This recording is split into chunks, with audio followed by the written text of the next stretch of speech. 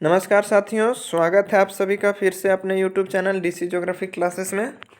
यदि चैनल पर नए हैं तो चैनल को सब्सक्राइब कर लीजिए और बेल आइकन को प्रेस कर दीजिए ताकि हर नई वीडियो की नोटिफिकेशन आप तक आसानी से पहुंच सके। तो चलिए, आज हम एक नए टॉपिक की शुरुआत करने वाले हैं जो कि नेशनल पार्क ऑफ इंडिया के ऊपर होने वाला है, भारत के राष्ट्रीय उद्यान।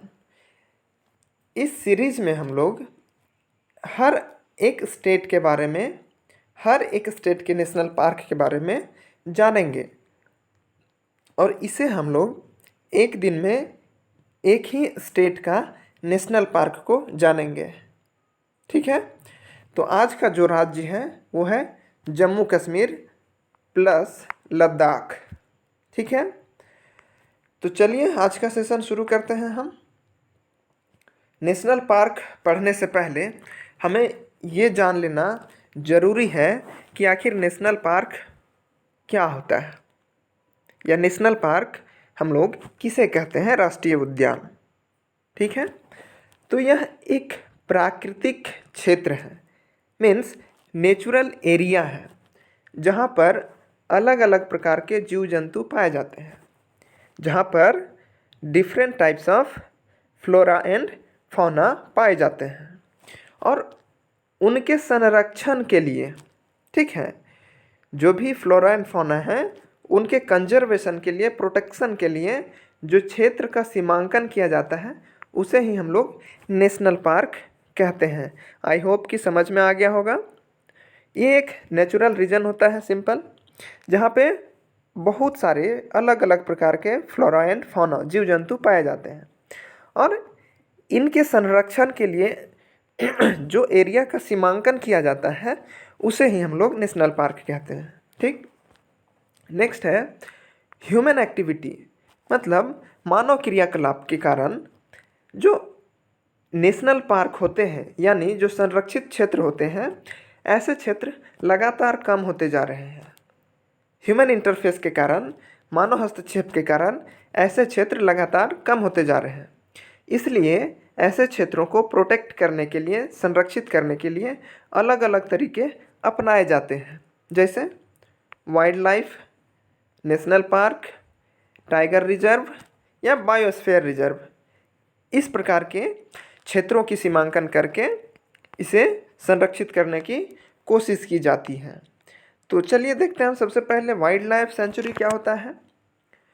तो ये एक ऐसा क्षेत्र होता है जहाँ किसी एक प्रजाति के संरक्षण के लिए बनाया जाता है, मतलब कि कोई एक स्पाइसीज या स्पीसीज जो एकदम विलुप्त के कगार पर है या उसे बहुत ही खतरा है ह्यूमन एक्टिविटी से, तो ऐसे क्षेत्र को वाइल्ड लाइफ सेंचुरी घोषित कर दिया जाता है किसी एक प्रजाति के संरक्षण के लिए, चाहे वो हाथी हो, चाहे वो बाघ हो, चाहे वो कोई पक्षी हो या कोई जीव जंतु हो। ठीक है, किसी एक के लिए। अब आते हैं नेशनल पार्क। तो ये बड़ा क्षेत्र होता है अगर तुलना करेंगे तो वाइल्ड लाइफ सेंचुरी से। यहाँ प्रतिबंध अधिक होता है। जो वाइल्ड लाइफ सेंचुरी होता है इसमें आप जा सकते हैं, घूम सकते हैं, देख सकते हैं। इसमें उतना प्रतिबंध नहीं होता है जितना कि नेशनल पार्क में प्रतिबंध होता है। नेशनल पार्क में आप जा सकते हैं, घूम सकते हैं, लेकिन लिमिटेड। ठीक है, आपको परमिशन चाहिए घूमने के लिए भी, और वो भी कि आप, ऐसा नहीं है कि आप घूमने के लिए जाएं और किसी जीव जंतु को आप नुकसान पहुंचा दें। तो ऐसा नेशनल पार्क में नहीं होता है। ये पूरी तरह रिस्ट्रिक्टेड होता है, यानी कि एकदम कड़ाई से यहाँ नियम पालन होता है। ठीक है, और जो एरिया नेशनल पार्क डिक्लेयर किया जाता है, घोषित किया जाता है, उस पूरे एरिया को कंजर्वेशन यानी कंजर्व किया जाता है, प्रोटेक्ट किया जाता है, संरक्षित किया जाता है। ठीक है, अब टाइगर रिजर्व, ऐसा क्षेत्र जो टाइगर के लिए आइडियल हो।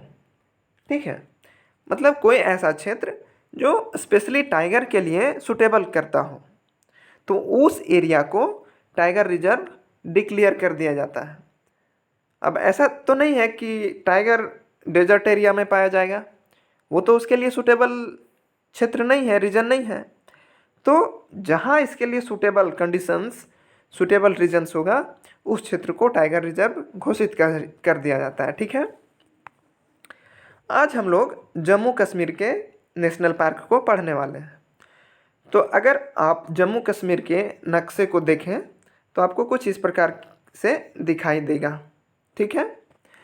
अब आप अगर वेस्ट से, पश्चिम से पूरब की तरफ जाएंगे तो इसका सीक्वेंस कुछ इस प्रकार होगा।